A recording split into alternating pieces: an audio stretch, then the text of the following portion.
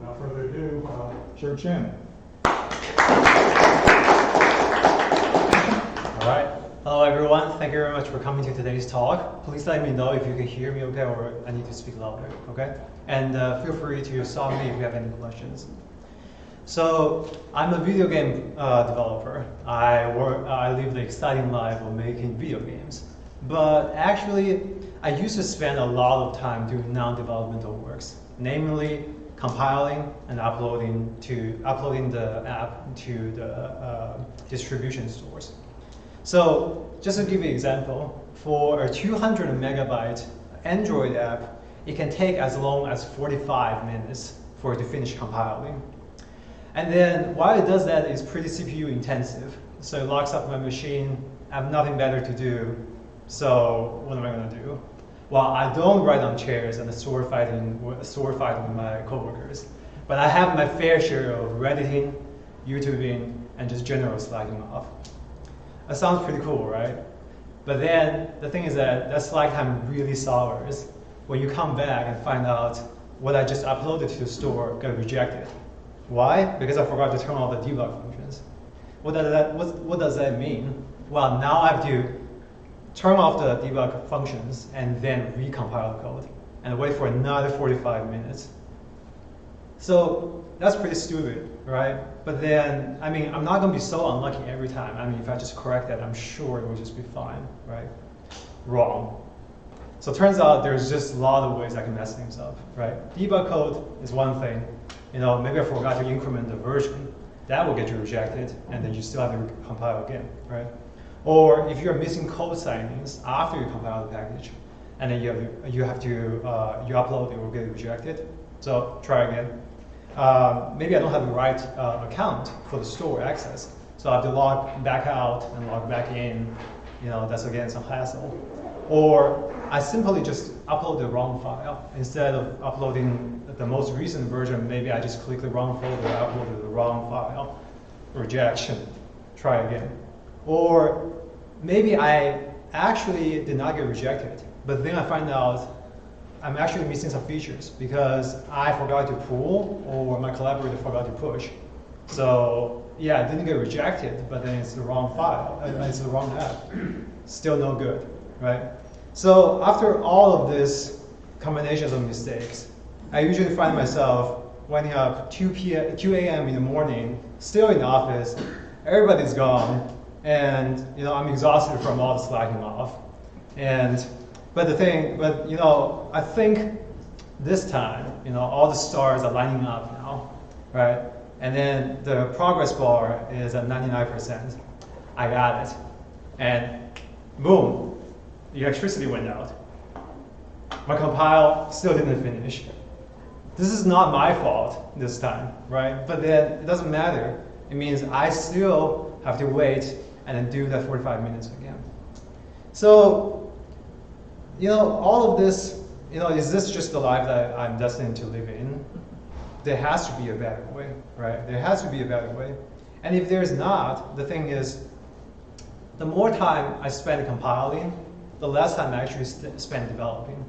All those times that I'm not actually making code, that my machine is locked up, that I'm not allowed to work on the code, my app is not getting any better. And imagine the scenario, because I'm just talking about Android apps. So what if I actually want to publish my app to iOS app stores?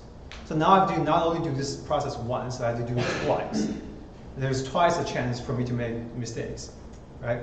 And then actually GooglePlay, that's actually not available in China. So if you actually make an app and you want to sell it to Chinese users, you know, all those billions of people there, all those money there, you know, you can't sell it through GooglePlay. You have to sell it through some other stores. So maybe I have to sell it through Samsung or Huawei. They all have their own app store, right? But then the reality is I have to reconfigure my app, right? Because I need to talk to their store API. So I can't just upload the same app that I make for Google. I have to upload a different one. And then I have to work with their store. So now my work is not only doubled, it may be tripled, or it may be quadrupled, right? So that's that. If I just work with this error-prone manual process, I'm destined to just drown in there.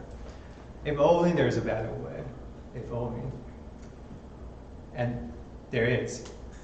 It's called continuous integration and delivery, and that's what I want to share with you today. And the icing on the cake is that I did this through Node.js, so it's JavaScript. That's what we're here for. So first, a little bit about how I got myself in that situation in the first place. I work at a company called Butterscotch Shenanigans. We are an independent video game studio, just 5 people. And we're self-funded. We create our own original stories and the characters, and we do our own marketing. We work directly with the game distribution stores. So we upload it there and we sell it there. We don't have any middleman in between. And then we do it not only on the mobile app store, so iOS, GooglePlay, but we also sell it on desktop, and we also sell it on video game consoles like Switch and Xbox. So we try to stay lean, to just remain a 5-people team, not blow up the team size.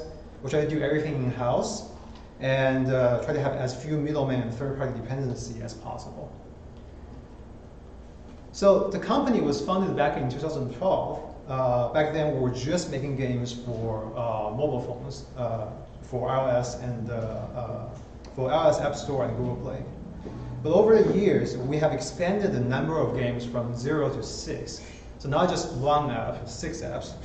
And the number of distribution channels from just the mobile store to also include the desktops and the video game consoles.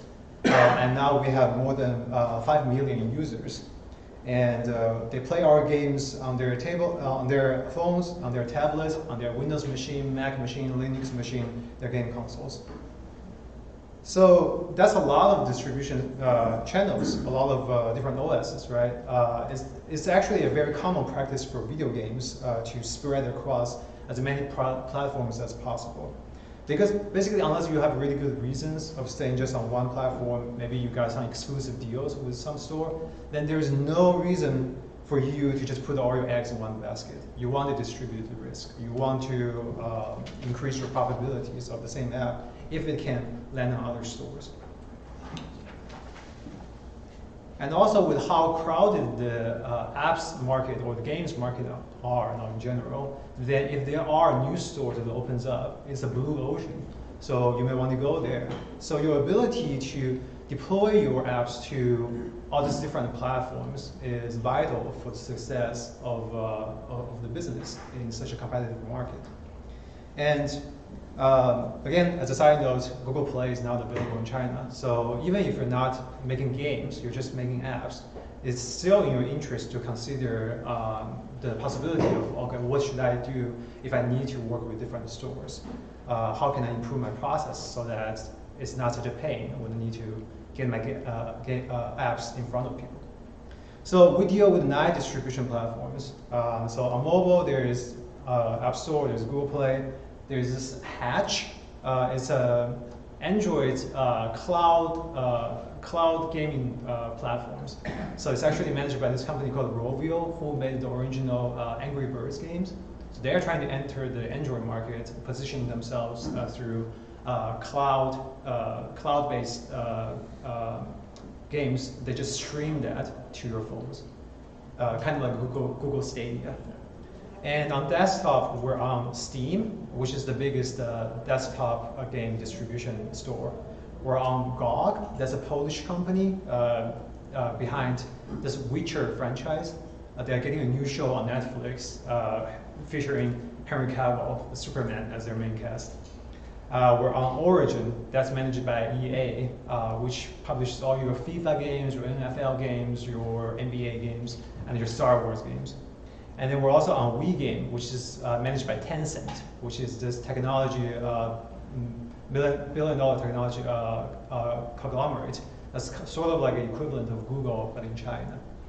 And then on console, we're on Nintendo Switch. So Nintendo is a perennial industry giant for video games, and they made a huge splash with their recent console, Nintendo Switch. And it's one of the most popular consoles out there. And then, of course, we're also on Xbox. You know, that green thing that Microsoft just can't shut up about.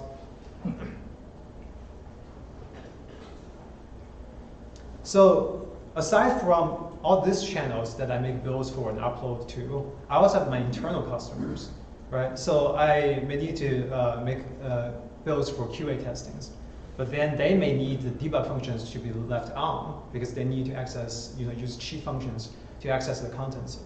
And then I also have collaborators such as localization outsourcing companies or audio engineers. Again, they may need slightly different builds. So I also need to make different builds for them and get it to their hands. So if I have all of these internal and external customers, and that could just easily eat up my days, just compiling and uploading, and making tons of mistakes and getting really frustrated. So I find myself in that situation where I'm barely staying afloat because I'm just spending time making all these builds. And that's when I actually looked into this book called The Phoenix Project. But it basically talks about the theory of constraints, where it's the core concept behind it is that for whatever work you do, you can break it down into steps and think about each step as a node in a pipeline. And for any step that's inefficient, that requires a lot of overhead, that actually is a pain to do, that's the bottleneck. Because for works to pass through this pipeline, it will get constrained by that node. So it doesn't matter how well you're doing upstream of this node or downstream of this node. If this node is particularly constrained, it will decrease the throughput of your overall pipeline. So it doesn't matter how good my games are, or it doesn't matter how good my marketing effort is. If I'm actually not able to effectively and efficiently deliver builds, then my business can still go debug. So my business can still go broke. So what I need to do is to actually break down my current process step by step and see where is so error prone and where is actually creating bottlenecks for me. So if I look back at all the mistakes I mentioned before, you can see that they occur at the different stages of this pipeline. So debug code, that's source code level, right? Missing features, forgetting to pull or others forgetting to push, that's a version control issue. And forgetting to increment the version, that's a pre-compile step. Missing code signing, that's post-compiling or packaging. Unauthorized account, that's basically credential management. And wrong file, that's just file management. And lost connections or lost power, well, that's not something that's really within your control. There are ways to mitigate that by creating backups of your artifacts so that you can actually recover them, so you don't lose everything. So at all of these different stages, my mistakes are just symptoms of that stage actually not functioning so well. So what if I actually do make them good? And that's basically, when you apply the theory of constraints thinking to software development, that's where you actually get continuous integration and continuous delivery. So the idea is that we want every step along the way to be smooth, automated, overhead-free, and then so that we can achieve this ideal of just pushing a commit to the code repository change, and then the updates will be delivered to the end user. So that requires every step along the way to be smooth. And then continuous integration, that concept covers the first two steps, which is just commit and compile. So it basically means whenever you commit a code to your repository, you are able to make builds. But just making builds and letting them sitting on your machine, that's not enough because it's not getting to end user's hand, right? So continuous delivery goes about and also include the following steps, which is we package it, and we deploy it, and then we test it, and so in the end, then we finally release it. So now I'm going to show how our pipeline actually works. So a summary of the components. So it's actually not too complicated. You just need a Git repo where all the developers push their code to. I'm sure many of us are already doing that. And then you need a job manager server that basically can receive Git hooks, triggers from the repo, so that it knows, oh, a code change just happened. I should probably spin up a job. I should make a build now. And then you need a build agent that can pull from the server. So basically just check on it within certain intervals, maybe every 5 seconds, every 10 seconds. Just pull the server to see, hey, do you have a new job? Should I be making builds? And then if it does detect the job, then it pulls the repo down and then makes the build, right? And then you need an upload agent that basically takes the binary from the build agent and then upload it to whatever channel that you're uploading to. And then last step is you need end users to, you want the end users who subscribe to that channel to be able to get the build.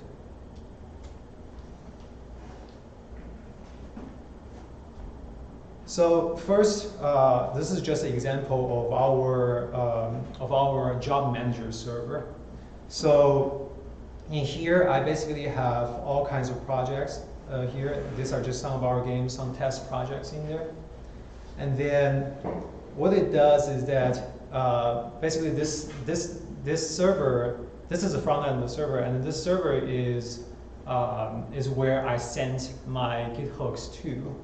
So I have a specific address. I have a specific URL per Git repository. So for your repository, for Git hooks to work, it needs to be configured to send to a specific URL. So so basically, this is my game project's URL. And then what I need to do is, so we use Bitbucket for our remote repo. So is that URL used for everything? No, that URL is used for so it's best to configure your depending on how many projects you are, but you probably will have more than one project because you will have your official project, or maybe sometimes you want to have demo projects there, or you want to just have your experimental prototypes here. So eventually you will need more than one URLs, and then so it's best to configure so your server should have endpoints per project, which corresponds to each repo. And then in the repo settings, then there is webhook settings where you can add webhooks. And then here, basically, add webhooks of that URL to this repo. So what this does is that now every time I push a change to Bitbucket, Bitbucket will send a HTTP request to the URL I provided, and then so then my server basically can talk to Bitbucket. And then what does the HTTP request payload look like? So Bitbucket actually has documentations for that, and it basically comes in JSON, and then it has all this field. But for us, all that we really care, so you can look at the documentation or the data model on your own time, but just know that most likely it will include which commit it is and which branch it is. That's what we care about. So this payload that comes in will tell me which commit, which commit has the most recent push and net and which branch it is from. So that information alone itself is enough for me to tell the build agent that this is the branch and the commit that you should be pulling down, because that's pretty much all the build agent needs to know. So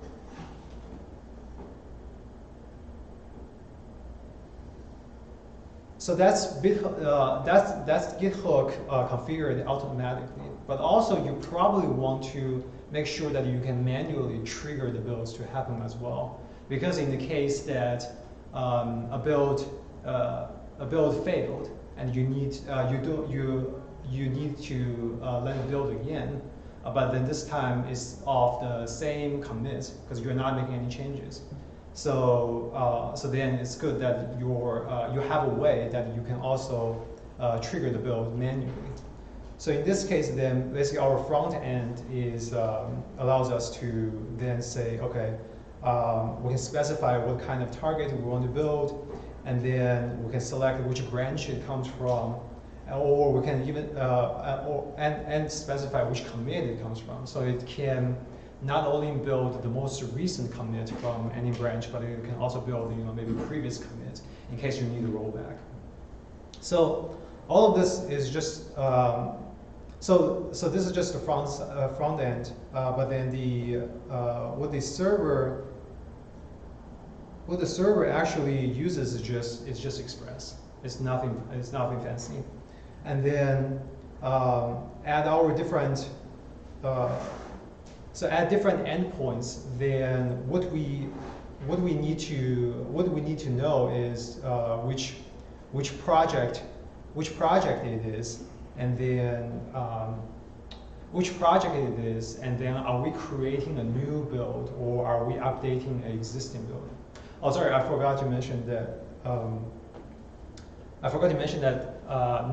So your front end should not only be generating jobs, but it's also a good idea to have it track the status of the job, so you know that whether this job has been picked up by the build agent or not.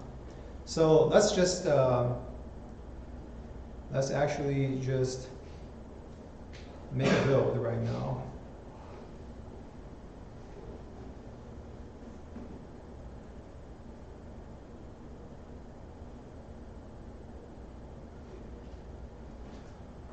Oh, wait. From the website. Okay. So let's say I am making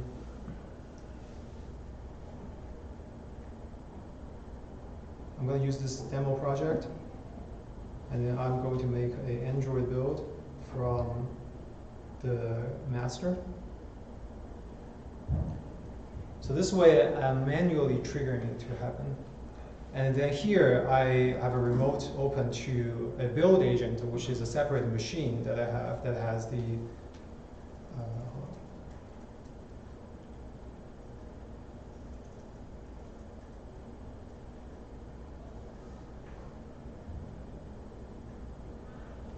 So this machine has the build agent living on it. And then just now, as soon as I trigger this to happen, then you see the gray button means the job hasn't been picked up yet. But then now it turns yellow. It means a build agent has picked up this job.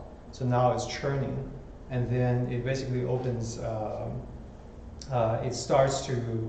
has pulled down that job, and it's running it through the compilers to have it compiled. And then here it's just console logging the standard output of the compilers. So that's a manually triggered job. But then if I have the code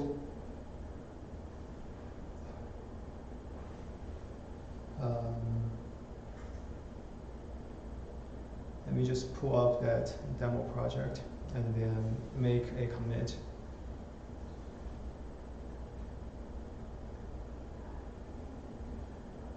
Not this one.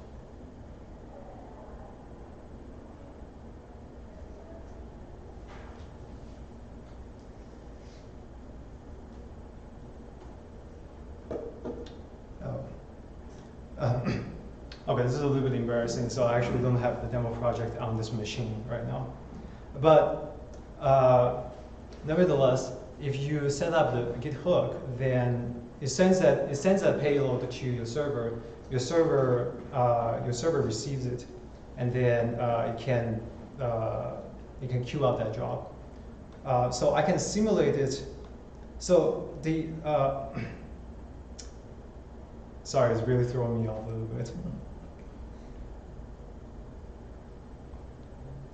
So what the so this is the front end, but then at the back end, all that is happening is that when I trigger this build from front end, what I'm doing is I'm sending a post request to this URL with a payload in it that says I want to build from the master branch, and I want to build a target, which is one of the targets, any of the targets in here. And then that information gets, when I send that information to the job manager server, then it queues up this JSON to be ready to be pulled by the build agent. And then when the build agent does a get call to the same URL, then it gets this body, and then it knows that it should be pulling from the master branch end of this commit from this repo. So it pulls that down. And so what does the build agent do? The build agent is not doing anything fancy. All that it does is actually just using child process. So for the child, so in order to communicate with, so for that app to be polling to the to my job manager server, it's just using the request library. So, and then once it correctly once it gets a job, it sends that there's a job there, then it sends a patch to the same URL to say, I have received this job, I'm working on this job now, so please update this job's status from not being picked up to being worked on.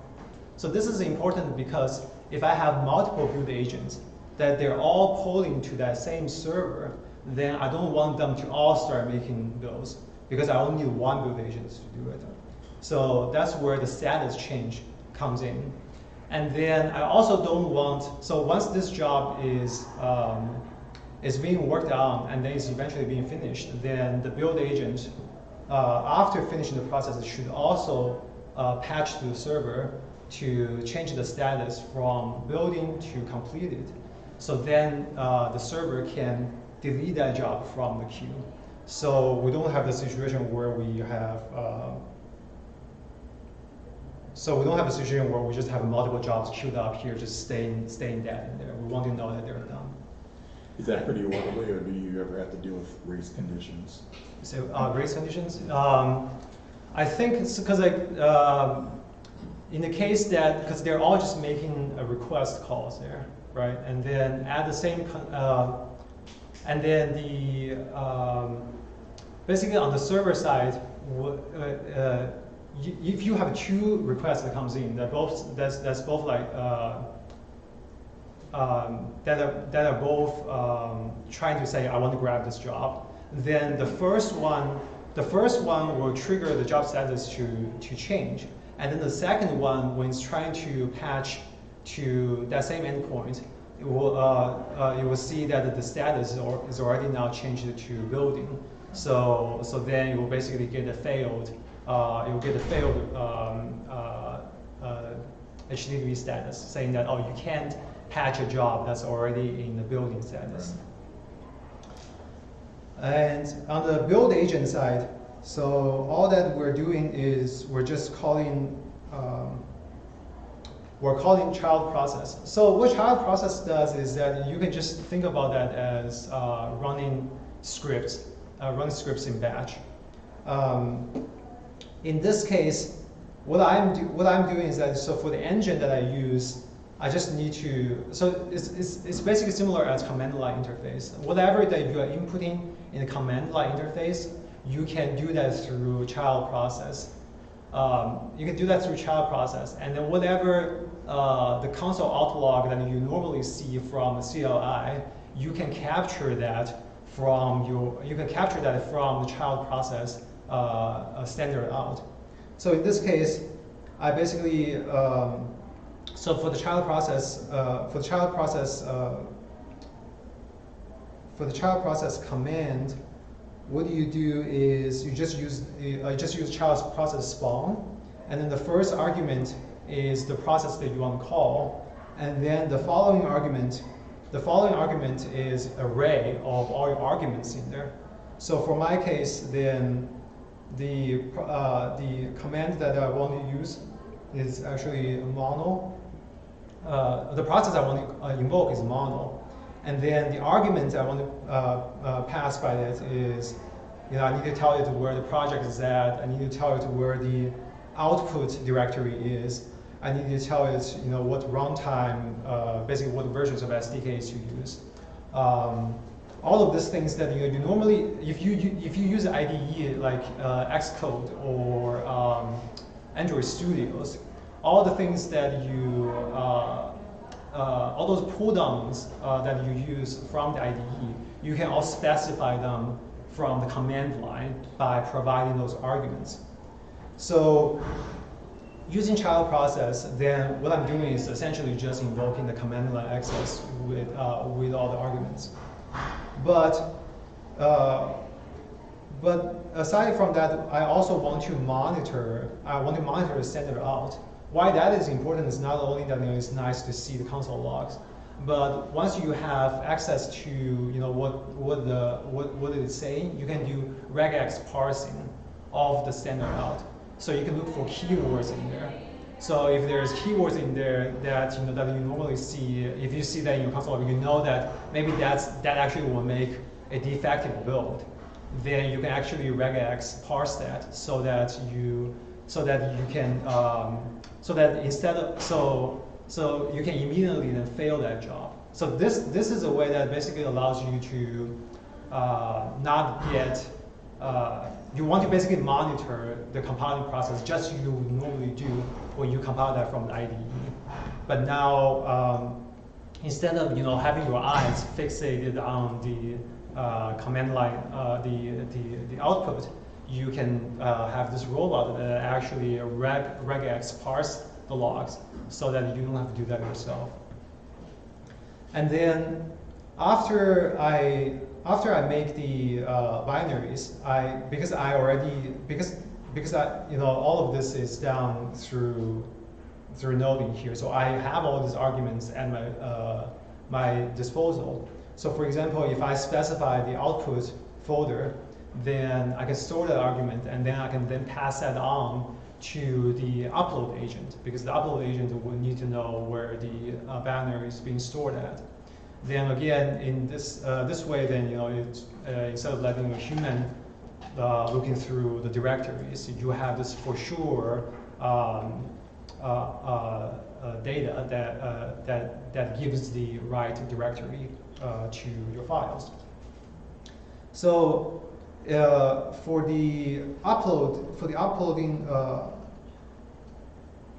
uploading to GooglePlay, then it's nothing fancy. So if you're using Node, then Google already has a very robust client package called the Google APIs. You can pull that down, and then what that allows you to do is actually for all of their APIs. Normally, you are just making. What you do is, you make HTTP calls to their APIs, right? But then this Node package, what this Node package does is that it just wraps nicely so that you can use it as modules in your Node process. So in this case, what I need to do is I need to have my JSON JWT credential files being loaded, and then I need to send that to Google for authentication so that it can issue me a session ticket that then allows my further calls to my Google services to pass because it's an authenticated session. And then what am I doing? So my ultimate goal is to my ultimate goal is to make it to the GooglePlay console. So this is where I manage my app, and in this case, in this console, you configure your stores. You can see your app's performances. But what we care about is the release management.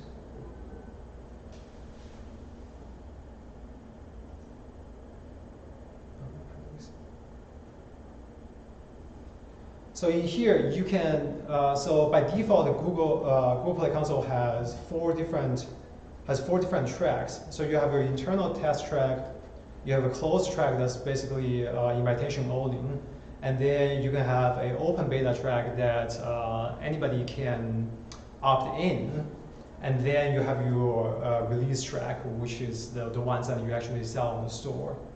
So in my case, what I need to do is I need to upload the application to the internal test track. So normally what I would do is I would, if I'm doing this by hand, then I would say manage, and then I would say create a release, and then I drag and drop the APK, the binary files in here.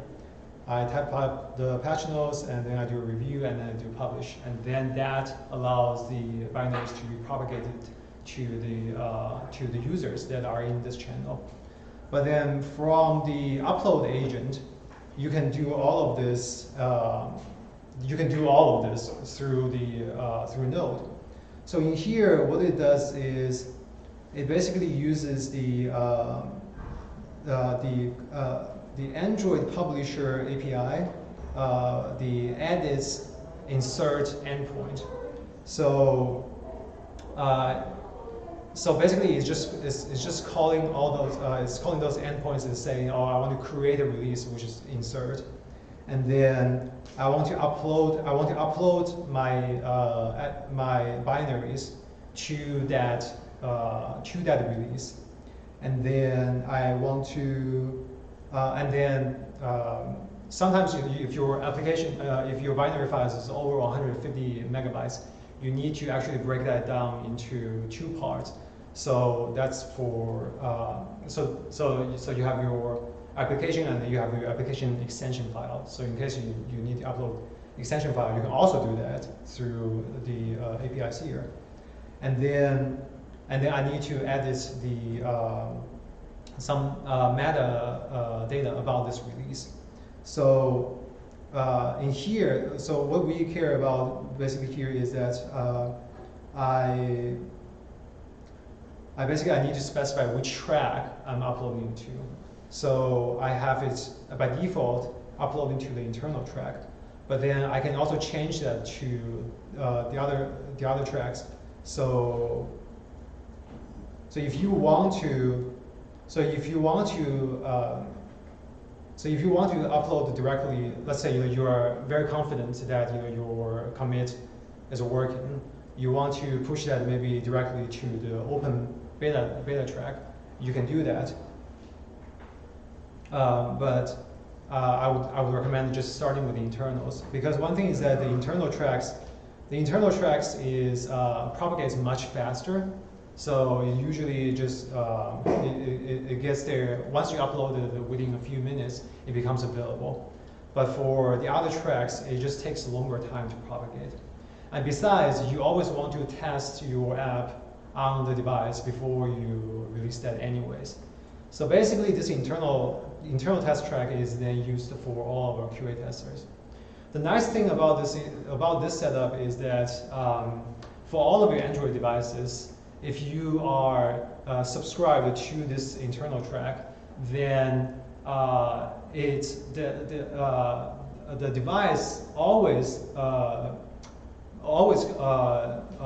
checks with the server to see if it has a new version in there. So you don't even need to manually pull it down. The device will actually do it themselves. So this is really nice, because you imagine at the end of the day, you have finished your development and you push your changes there, and now it made it to this channel, and then your QA testers, when they come in the next day, or maybe they're in a different time zone, they're working remote, they don't even need to go to Google Play to pull down the update. The phone can actually just update the app themselves. So that's basically, that's basically the nice spot where your commit, all that you are doing is you're just pushing a commit to a repo, but your end users gets that update on their device, and you're not doing anything. This doesn't require any overhead on you in between. So that's the ideal state that we want to strive for. And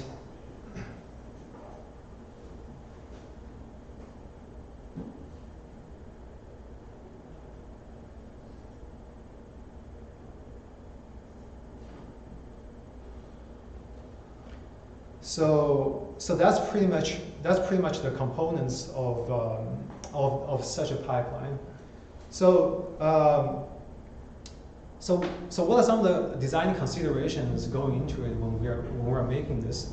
Is that it's about availability and accessibility, because compiling hogs up the CPU, and we don't. So it's basically compiling that, it's competing for that resource, either for the hardware resource for the machine, or it's competing for the developer's attention, because if you have to do it manually, then you can't do other stuff in between. So having this pipeline automate this process for you, it basically frees up your developer, or it frees up your developer. You still need a machine to do it, but at least it can free up your development machines. What you are working on, that machine is not being hogged up, so you can continue to do your work. And then, so for our setup, we actually have a physical machine in our office, where its sole job is just to stay on all the time. It has the build agent there that's constantly making request calls to the job manager server. That's all it does every day, and then 24 hours is always on. In fact, that's the one that I was just remoting into. And then, so that machine is always available and is always accessible. Basically meaning that so right now I'm working on a Mac, but then let's say I go home, I work on a different machine, and I commit some code change. I'm not using my home machine to compile. I'm letting the build machine that's sitting in the office to do that for me. But that's really nice, because that means I can practically make code changes on any machines that I want. I don't have to set up my build environment on all these machines I'm working at, because they're not doing the job. It's the build machine that's doing the job. And then an additional nice thing about this is also that that's exactly the issue, is that if you have three different developers, if they're all just compiling on their machines, then if their setup is different, then even if they're compiling from the same code base, they could actually compile, the builds that they make can actually differ.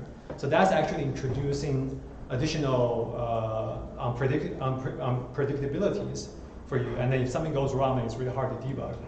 But now, instead of having all these varying environments, you let the building environment you centralize the building environment to be on one machine, then that really helps to reduce the complexities of debugging. And then, of course, then this also allows collaborations to be is more collaboration friendly, because nobody is waiting on anybody. We're all just doing our independent commits. And then also, if some of us, let's say if I actually make a mistake on my machine, let's say I accidentally deleted some of my build files, it doesn't prevent the other developers from making their builds. They can still go on as usual. And then another consideration is just modularity and extendabilities. So again, as the business needs starts to grow, you may need to compile to different OSs, or you need to deal with different stores. So in my case, that module that I was using for this is just for GooglePlay uploading. But then I have different modules. I have one for Apple, I have one for Steam, I have one for WeGame, the Tencent ones. So all of this individual modules, you can just you make sure that those modules they can all take the standard inputs. You standardize the inputs to these modules, because what do they need? All they need is they probably just need the file location and some metadata, which is like maybe the version numbers or the or your patch notes, your descriptions of what this patch is. That's pretty much all the things that all this module needs, because and then they can just grab that file, upload it to the store, post that patch notes.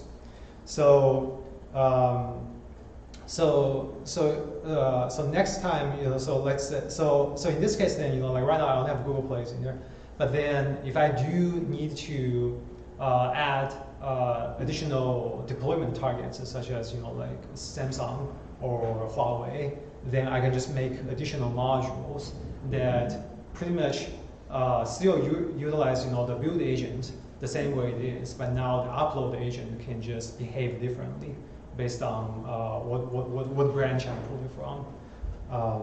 So you can do that. And then of course the build tools that you're using will also be different based on which engine you're using. So the same ones that I was using, the ones that I was passing for Android CLIs, that's not going to work for Xcode. So again, for your build agent, it also needs to be modular. Depending on what project, what OS is compiling from, it needs to behave differently. And then the pre-compile and then the post-compile process, those can all just be modules themselves. So for example, if for some stores it requires you to actually zip the file for it to upload, but for other stores, they don't want you to zip it. They want you to upload the files one by one. So that's basically a post-compile packaging process.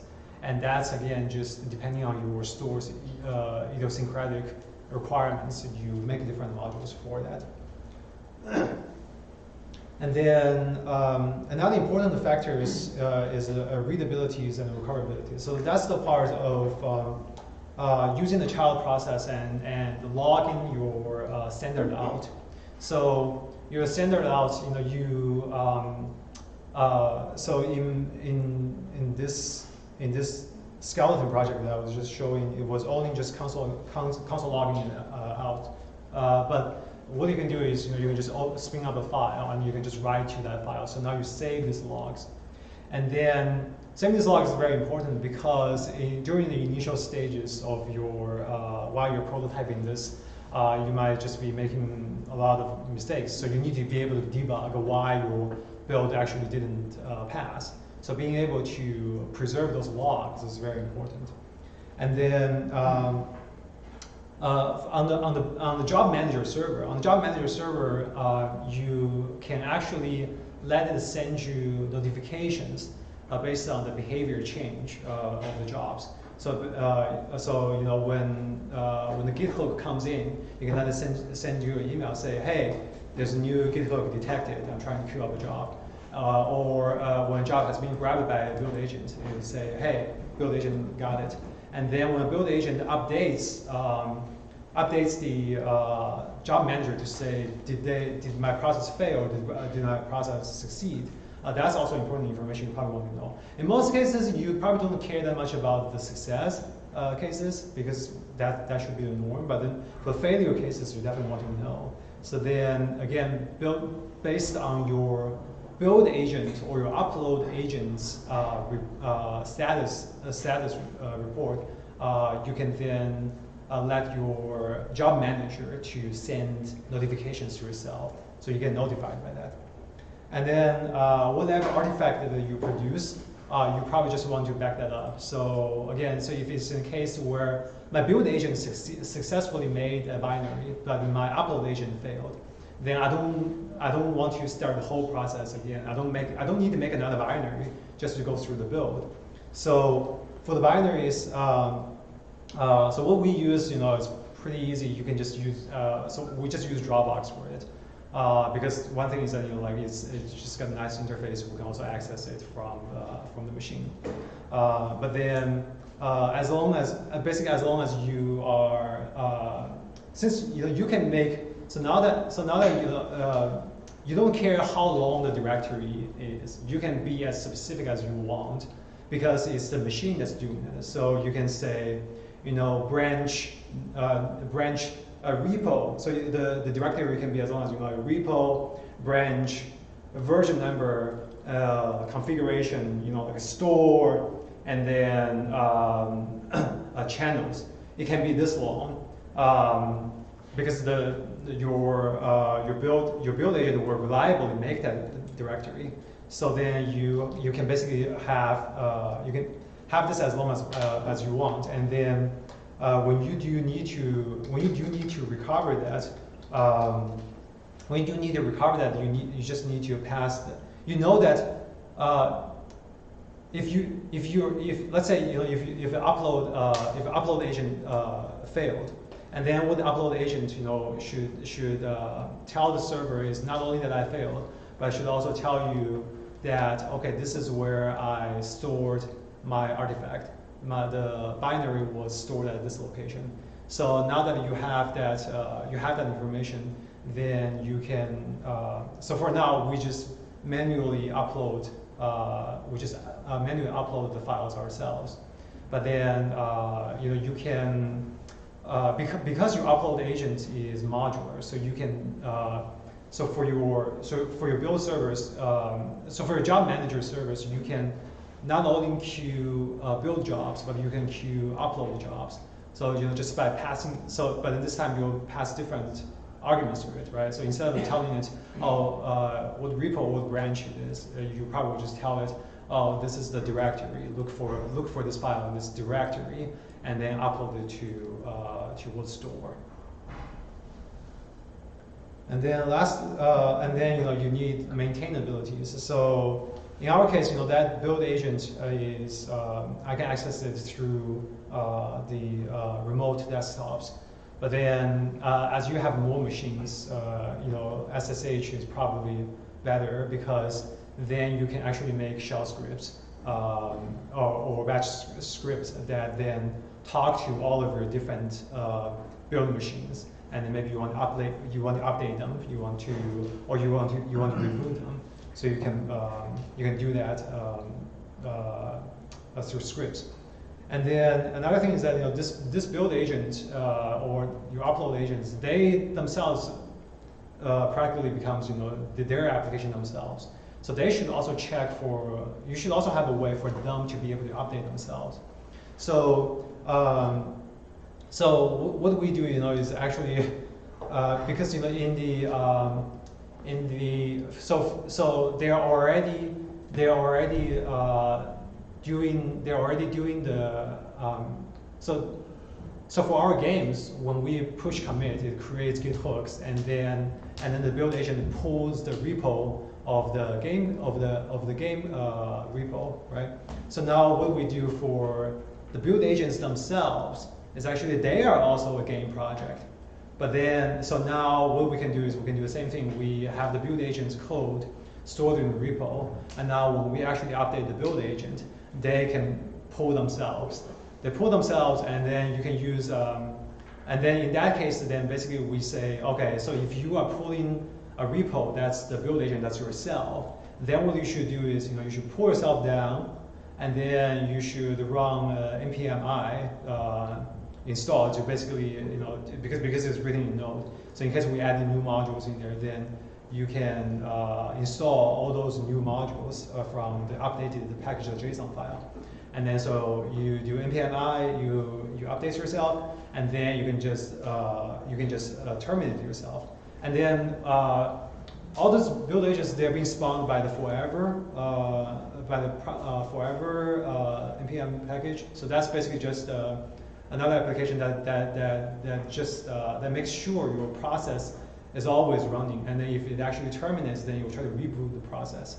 So now, so in our case, then because the current instance of the current process is running off this specific commit, right? And then, so now, let's say it tries to update itself, so it pulled itself, and then it updated its code base. But then the current running process is actually based off the previous commit. So that's why you need to actually let it terminate itself. But then through Forever, because now Forever detects, oh, this process is supposed to be running, but now it terminated itself, so it will try to reboot this process. So now you get this new instance of your process running with your new code. You know? So that's just a way that we kind of like hacked this to also allow it to update itself. And lastly, is scalability. So again, you're not only going to have one app, you're going to have multiple apps. So and then if all of our apps are going to so many different targets and all of them can take very long, then this is the time where you consider, okay, instead of just one build machines, maybe I want several build machines. So again, the setup that we have right now is all of them are just polling the job manager server independently. So you can spawn as many of them as you want, and then again, even if when they're trying to claim the jobs there, as long as the server makes sure that whoever claims it, and then the server immediately changes the status of that job to claimed, then the next request that comes in to try to claim that job will fail. So then again, you don't have that problem where you have two agents that are trying to make the same job. And then so then now you can just spawn as many build agents as you want, and then they can all just do the job. So how this helped us, it definitely helped us enormously. It just freed so much time from the developers, and then and it still allows us to just iterate much faster, and then to bug fix much faster, and to push out our updates much faster. So for our game, it used to be like 2 or 3 month release cycles. So now we can actually for our latest game, we are now actually on a weekly release schedule, and then that's to the public release. But actually, to the internal customers, where can be released several times a day, because it's just that easy. It's just one commit, and then it appears on the tester's machine. So so that really helps us out to iterate really fast. And then we have all these nice things that we used to do by hand. We can do them, through the pipeline. So if we need to change version numbers, the meta info, because we use so for our games, we actually only have one source code for all of our compiling targets. So iOS or Android or PC or Mac, they all share the same source code, because the engine we use actually then kind of translate that into whatever languages that's native to the compiling platforms. So that's nice. But then what we need to do is that for each target we need to update its version numbers manually, because when you update the PC version, maybe you're making changes that are only applicable to PC. So in that case, then maybe you don't want to update the Mac version. So the engine basically has this limitation where it doesn't allow you to update all of the versions in one go. So you have to do pull downs from the IDE for each platform. So now we don't need to do that anymore. We don't need to do that because all that we do now is we just load the project file, again in Node. It's just a text file, and then we do a regex in there. And then for where the version numbers is, we just update that to and then so now we make sure that all platforms version numbers are updated, and then so that's basically pre-compile, and then after so post-compile. So what you can I want to show you. So we actually use npm when we are trying to run basically scripts in batch, and then so from the npm CLI. So what particularly was helpful for us, is this pre-version, version, and post-version scripts. So when you run npm npm version patch from the CLI, then whatever scripts that you have in here, they will be run in that order. So then basically what I do here is basically before so as soon as I increment the version number in here, then it will pull all the tags from my remote first. And then what it does is tries to generate a change log. It tries to generate a change log based on my commit messages. And then I don't have it here, but then you can generate.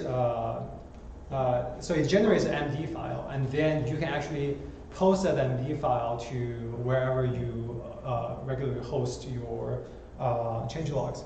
So in our case,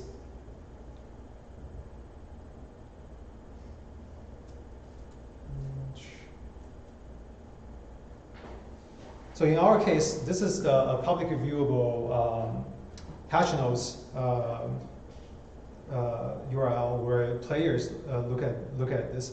But then all of this are automatically generated as a part of our version incrementing process, right? Because all that it does is, we use this. I definitely highly recommend you to check out this package called conventional changelog.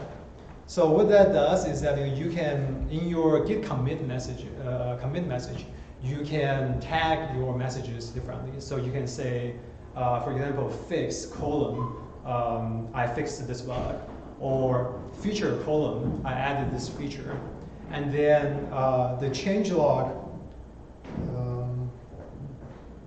Then the changelog will just, basically just parse that and then convert that into MD format, and then generates the MD files. So then it will look like. So then it will say, oh, this version happened, this version increment happened on this date, and then it added this feature, or oh, there is a bug fix in there. And then, so that's the thing that we actually we parse it a little differently, and then we posted it to our website. But then again, this is the thing that you don't have to do it manually. You can just do it as part of your pipeline.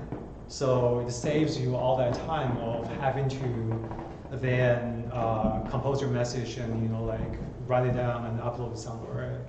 Please, no more uploads. And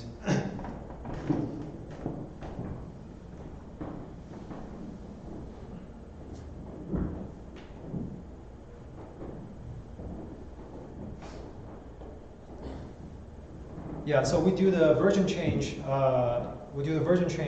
And then we change the versions in our project file, and then we generate the change logs. We do all of this, and then we add all of these additional changes as commit, and then we push that to the we then push it to the remote repository. So now that triggers the build. So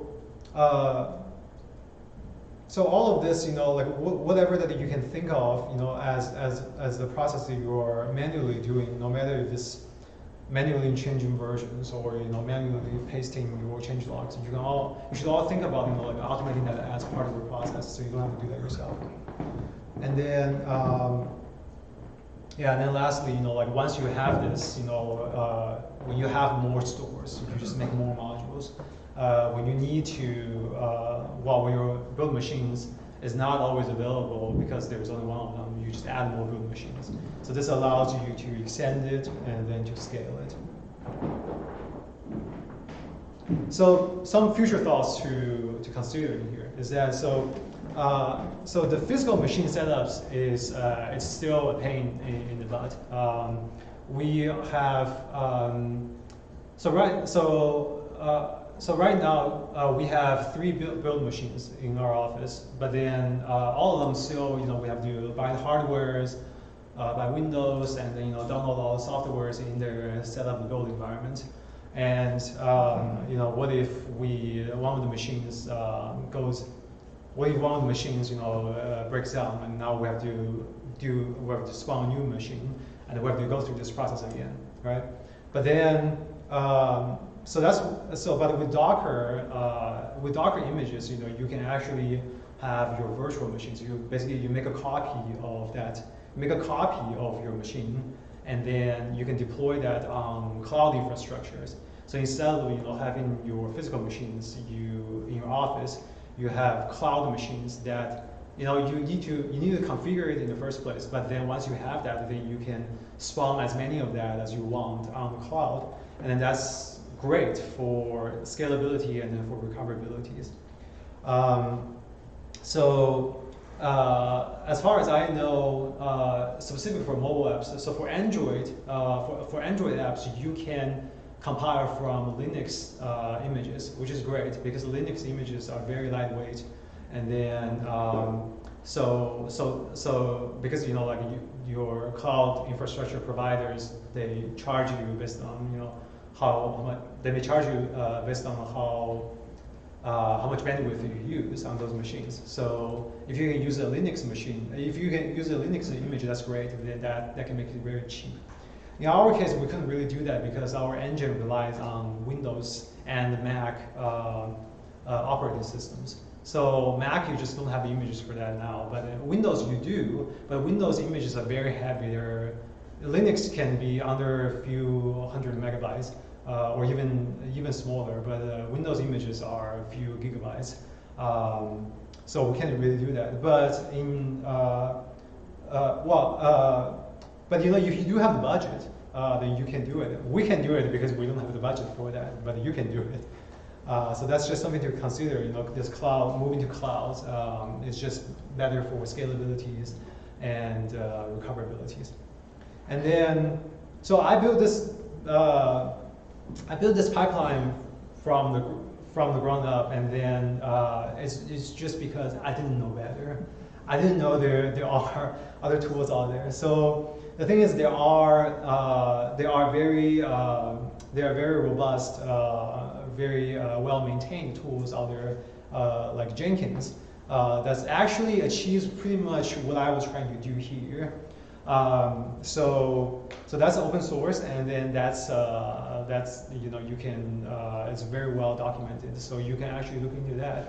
But then in our case, just because I was familiar with Node at the time, I didn't know Jenkins exists, and I was living in a bubble. I don't know,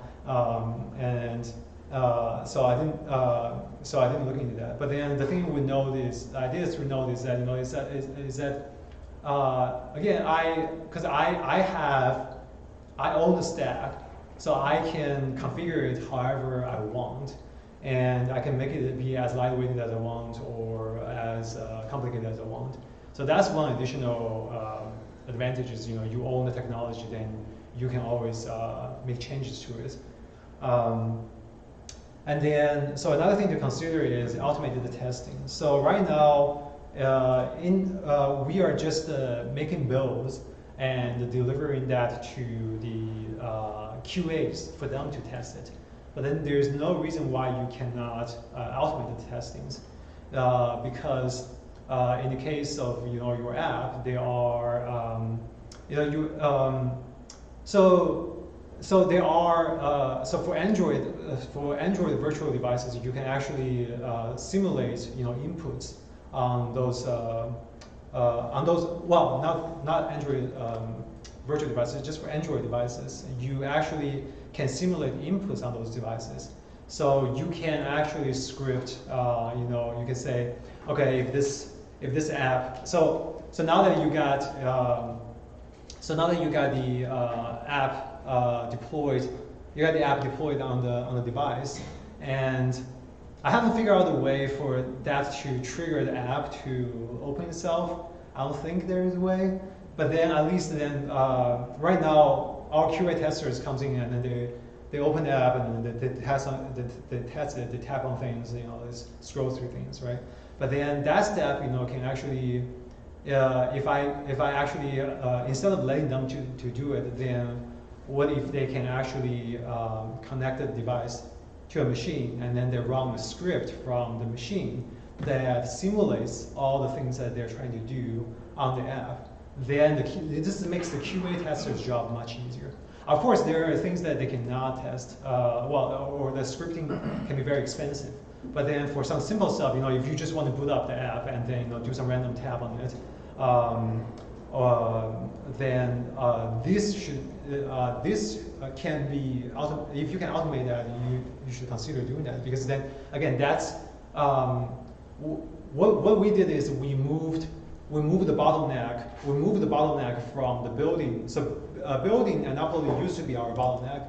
Now it's not anymore, right? So now this bottleneck, but you will always have bottlenecks elsewhere, because now the second least inefficient step now becomes your bottleneck. So in the spirit of the theory of constraints or continuous deliveries, you should. It's a continuous process itself. You should always. There's always ways for you to optimize things. Look for the new bottlenecks. Yeah. Go ahead. Could you potentially use some simulating devices running on to run automated tests against? Yes. It might not give you 100% of your testing, but maybe you can cover a good percentage of it. And then Yes. The last bit that's maybe. Yes. So you can. So for both Xcode and Android Studios, you can spawn virtual machines of your selected architectures on your desktop machine. So then you can, and then of course you can just talk to them as you can talk to a regular machine, regular mobile phones. So then whatever scripting that you use to simulate the inputs, you can do that directly with the virtual device. So then what that means then, is that you can actually run that test before you actually commit to the, you actually push your commit to the branch, to the repo. Because now is that, actually, so let's say, so my workflow right now was, when I do increment the version numbers, I just pull the tags, I generate the logs, and then I push it, right? But then what if, I insert a step in between? I say, this step is run test. What does run test do? It just it spawns the virtual machine, and then it runs a script which has all the test simulation commands on that. And then based on the result of that, so yes, scripting won't really work for this one. But then you can have a node process that does that. So you have your node process. So you have your process. You have your child process. You spawn that, and then you monitor the output. And then in that output, if it fails, then you actually then say. You actually will reject. You'll say, oh, this commit is actually didn't pass this test. So you wouldn't even allow bad commits to make it to the repo. So that's just an example there. But again, thinking about the testings, integrating testings as a part of your pipelines, that will make your code more robust, and that actually saves your stress down the road, because when a bug eventually make it to the customers, it's way more costly to fix that afterwards. And then another thing is about test data aggregation or your build performance aggregation. So you can actually track some of your status in there. So for example, your build agent, you can track how long it takes for it to build a certain project. And then again, if you record that and from your node process, you can then send that data. You can, so for us, we have so our job manager server actually also takes has endpoint to collect statistics. So then it also knows, okay, not only that this job finished, but also this job take this long to finish.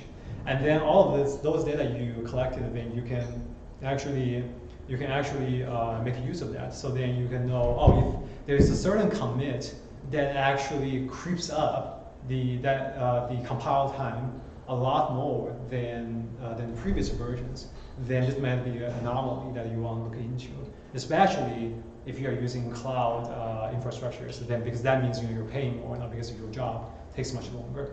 So tracking this status, this stats would be great, and of course testing data status, that will be even better, because like sometimes if you are testing the performance of your applications, then collecting that and then sending that as part of your when you make new builds, you basically test that and you collect those status. That's useful for you to inform you about how healthy this change that you made was. And that's it. Any questions? So you said you create different modules for each of the end destinations, I guess? Mm-hmm. Are they wildly different, or are they structurally similar and just maybe are passing in different arguments? I think so. It's based on the so your build agent modules will be can be different depending on your build targets, right? So again, the case was if you are building for Xcode, then the arguments you are passing in is going to be very different from if you are building for Android, which is you use like a Gradle worker. So those two cases will be different. But then that's basically at the build agent level. But then what a job managing server that it can pass. The only thing it needs to pass down to the build agent is standardized, which is just the build agent just needs to know which branch am I pulling from, which commit I'm pulling from. So that data doesn't need to vary. And then again, the upload agent, they are also much simpler than your build agent because they just need to know where the file is and then credentials. Yeah. All right. Thank you very much.